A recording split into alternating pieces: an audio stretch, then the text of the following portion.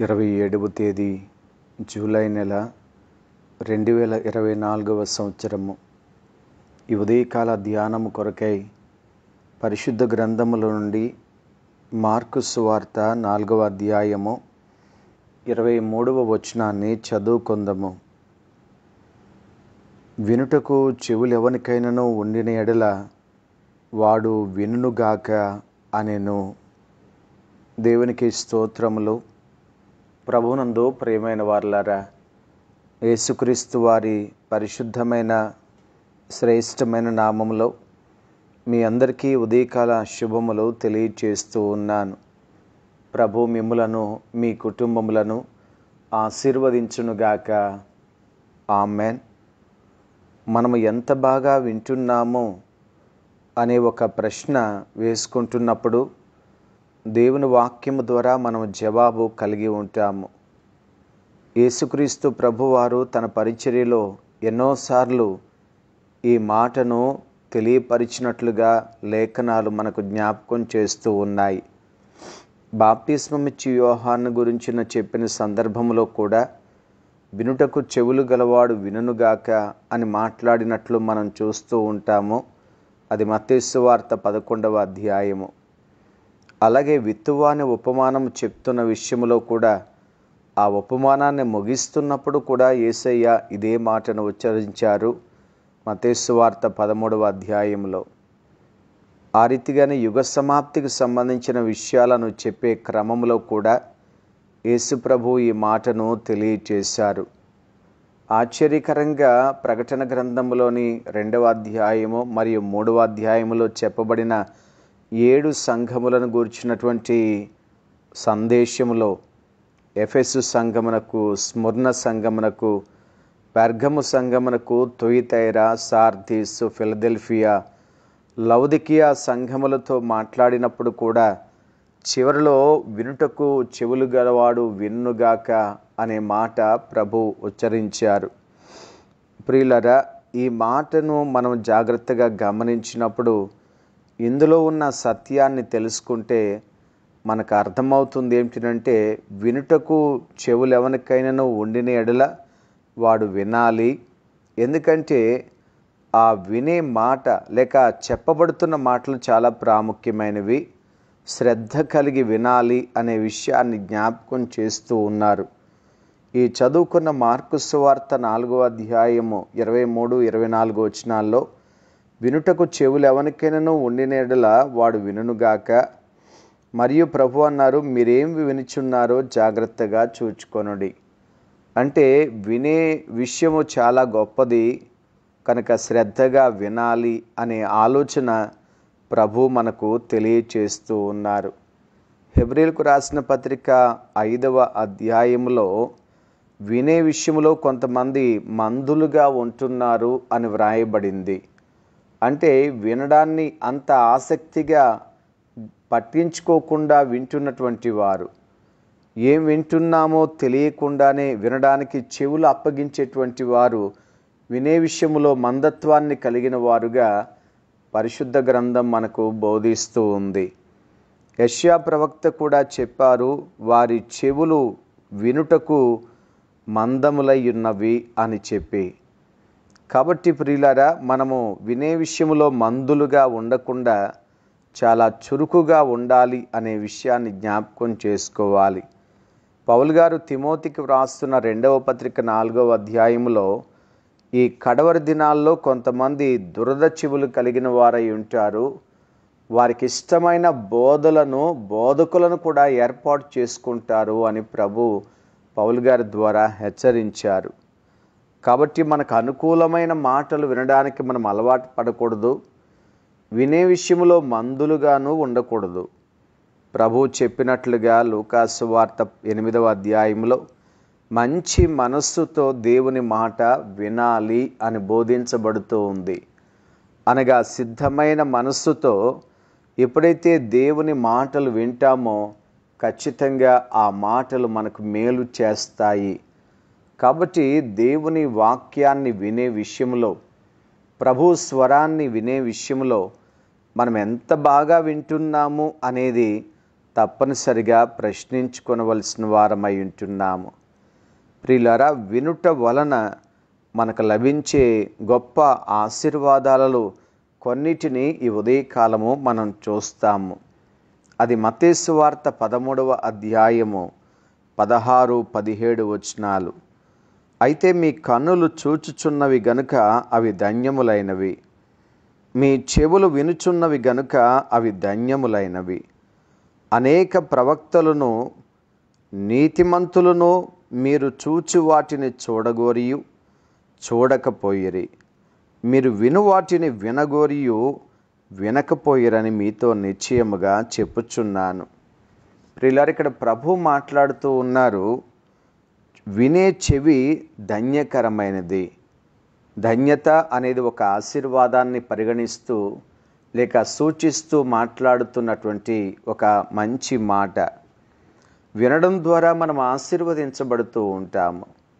ఎందుకంటే చాలామంది వినలేనటువంటి వాటిని, వినాలనుకున్న అవకాశం లేనటువంటి వాటిని దేవుని యొద్ద నుంచి మనం వింటున్నప్పుడు అది ఎంత గొప్ప ధన్యత. ఎన్నోసార్లు ప్రియులరా, ఈ ప్రత్యక్షత అబ్రహాం భక్తునికి లేదు కదా, పాత నిబంధన గ్రంథములో చాలామంది భక్తులైన వారికి లేదు కదా. కానీ ఈ రోజున యేసుక్రీస్తు ప్రభువారి యొక్క రక్షణ అనుభవాన్ని లేకుంటే గనక యేసుక్రీస్తు ప్రభువారి ద్వారా ఈ లోకానికి అనుగ్రహించబడినటువంటి ఆశీర్వాదపు సువార్తను మనం వింటున్నాము అనంటే ఎంత ధన్యులము అనే విషయాన్ని జ్ఞాపకం చేసుకోవాలి. ఆనాడు షేబా దేశపు రాణి సొలొమోను రాజును దర్శించినప్పుడు ఆమె చెప్పినటువంటి మాటల్లో అతి శ్రేష్టమైన మాట, రాజా, నిత్యము మీ సముఖములో ఉండి మీ మాటలు వింటున్న ఈ ప్రజలు ఎంత గొప్ప భాగ్యవంతులు అని చెప్పింది. అంటే ఎంతో శ్రేష్టమైన భాగ్యం ఏమిటంటే మీ మాటలు మీ దగ్గరుండి ఎప్పుడు వింటున్నారే అదే అని మాట్లాడింది ఆమె.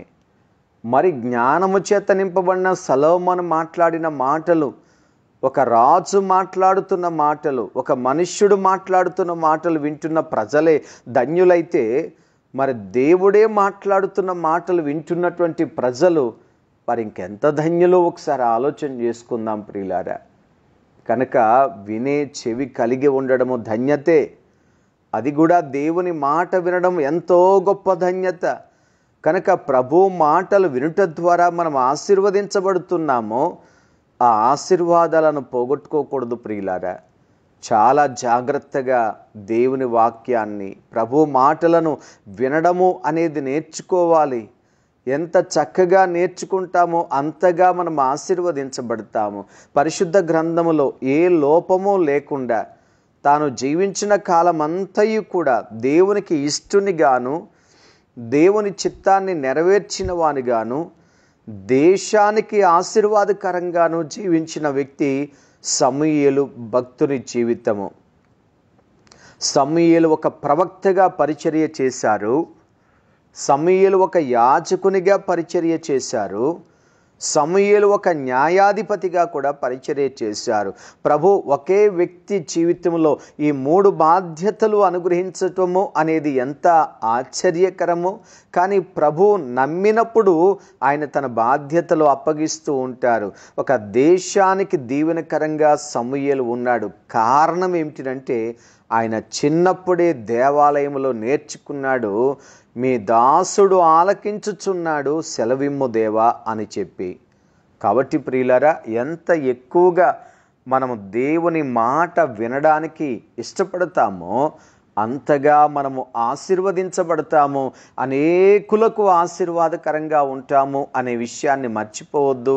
కనుక మనం మనుషుని మాట వింటున్నట్టుగా ఎన్నడూ భావించకుండా దేవుని మాటలు శ్రద్ధగా విని దీవెన పొందవలసిన వారమై ఉంటున్నాము. అలాగే రోమీలకు రాసిన పత్రిక 10వ అధ్యాయము 17వ వచనములో పౌలు భక్తుని ద్వారా జ్ఞాపకం చేయబడినటువంటి మాటను మనం చూడగలిగితే, వినుట వలన విశ్వాసము కలుగును, వినుట క్రీస్తును గూర్చిన మాట వలన కలుగును అని చదువుతూ ఉన్నాము. అంటే ప్రియులరా, ఎప్పుడైతే మనం దేవుని మాటలు వింటామో మనలో విశ్వాసము అనేది అభివృద్ధి చెందుతుంది. ఎంత ఎక్కువగా వింటామో అంత అధికంగా విశ్వాసములో మనం బలపడుతూ ఉంటాము. ఒకవేళ అనవచ్చు, ఎందుకండి ఈ విశ్వాసము? మనం అధికంగా దేవుని మాటలు వినడానికి నేర్చుకుంటే ఎక్కువగా విశ్వాసాన్ని పొందుకొని మనం ఏం చేస్తామండి? బైబిల్ చెప్తుంది, ఇదే రోమీయులకు రాసిన పత్రిక 1వ అధ్యాయము 16వ వచనము, సువార్తను గూర్చి నేను సిగ్గుపడువాడను కాను, ఎలయనగా నమ్ము ప్రతివానికి, మొదట యూదునికి గ్రీసు దేశస్థునికి కూడా రక్షణ కలుగు చేయుటకు అది దేవుని శక్తి అయ్యున్నది. ప్రియులారా, సువార్తను నమ్ముట అనగా వాక్యము ద్వారా నమ్మకాన్ని కలిగి ఉండడము అనేది మనము రక్షణ పొందడానికి సహాయం చేస్తుంది. ఈనాడు లోకంలో ఎంతోమంది నశించిపోతూ ఉన్నారు. వారి జీవితాలను సరిదిద్దుకోలేక, వారు ఉన్నటువంటి చీకటి అనుభవాల్లో నుంచి బయటకు రాలేక, బంధకాల్లో నుంచి విమోచించబడలేక ఎంతోమంది నరకపాత్రులుగా మారిపోతున్న దినాల్లో మనం ఉంటున్నాము. కానీ వాక్యము ద్వారా ప్రభువు మనకు తెలియచేస్తున్న సత్యం ఏమిటంటే, మనం ఎంత జాగ్రత్తగా దేవుని మాటలు వింటామో అంత గొప్ప విశ్వాసములోనికి వస్తాము. అట్టి విశ్వాసము ప్రభువుని యందు మనం కలిగి ఉండుట ద్వారా రక్షణ పొందుతున్నాము అని వాక్యం తెలియచేస్తూ ఉంది. అవును ప్రియులారా, మనం విడుదల పొందడానికి వాక్యమును వినడం అనేది మనకెంతో సహాయకరంగా ఉంటుంది. మనం వినడాన్ని అలవాటు చేసుకోవడం ద్వారా, దేవుని వాక్యాన్ని వినుటకు మనము సుముఖత వ్యక్తం చేయడం ద్వారా రక్షణ పొంది, పాపము నుండి విడుదల పొంది, శాపము నుండి విడుదల పొంది ఒక నూతన దైవీకమైన జీవితాన్ని మనము సంపాదించుకొనగలుగుతూ ఉంటాము. కనుక ఆలోచించేద్దాం, పరిపూర్ణంగా రక్షణ అనుభవంలోనికి రాలేకపోతున్నామా? ఇంకనూ విడుదల పొందలేని స్థితిలో ఉంటున్నామా? దయచేసి శ్రద్ధగా దేవుని వాక్యాన్ని విందాం, విశ్వాసములో బలపడదాం.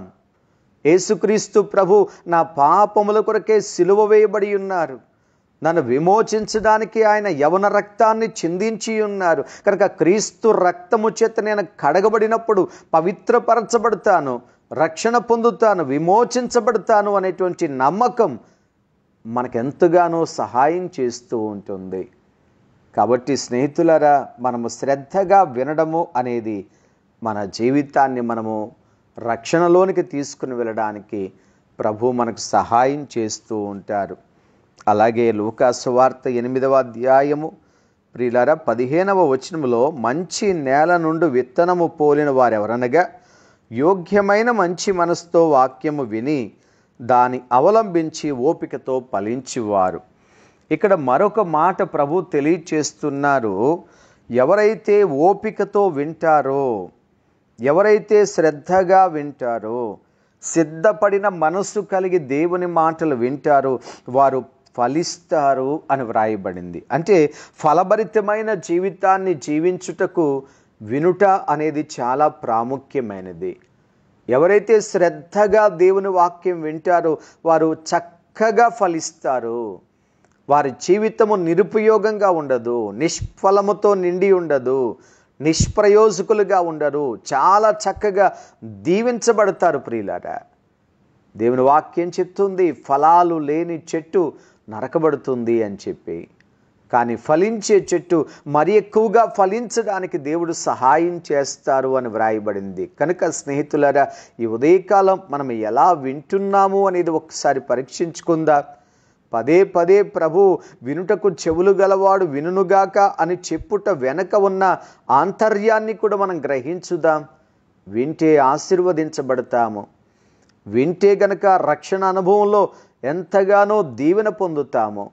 వింటే ఫలభరితంగా మన జీవితాలు మార్చబడతాయి. కనుక శ్రద్ధగా విని మేలుకరంగా జీవించుటకు ప్రభు మనకు సహాయం చేయునుగాక. ఆమేన్. పరిశుద్ధుడైన మా తండ్రి, మీకు వందనాలు చెల్లిస్తున్నాము నాయన. ఈ ఉదయకాలం మాకు ఇచ్చిన గొప్ప భాగ్యం కొరకు స్తోత్రాలు. మీ మాటలు వింటున్న మమ్మల్ని అందరినీ కూడా మీరు బలపరచండి, వినడం మాకు నేర్పించండి. వినే చెవి మాకు ఇచ్చారు ప్రభువా, మందులముగా ఉండకుండా, దురద చెవులు కలిగిన వారముగా ఉండకుండా సిద్ధమైన మనసుతో మీ మాటలు విని వర్ధిల్లునట్లుగా సహాయం చేయండి. వాక్యం వినిన వారందరినీ కూడా, వారిని, వారి కుటుంబాలను, వారి బిడలను ఆశీర్వదించండి. దైవజనులను వారి కుటుంబాలను మీకు అప్పగిస్తున్నాను ప్రభువా. పరిచర్యలో సహాయం చేసి నడిపించి మహిమ పొందమని యేసు నామమున వేడుకుంటున్నాము తండ్రి. ఆమెన్. త్రియేక దేవుని సన్నిధి సదాకాలము మనకు తోడై ఉండునుగాక. ఆమెన్.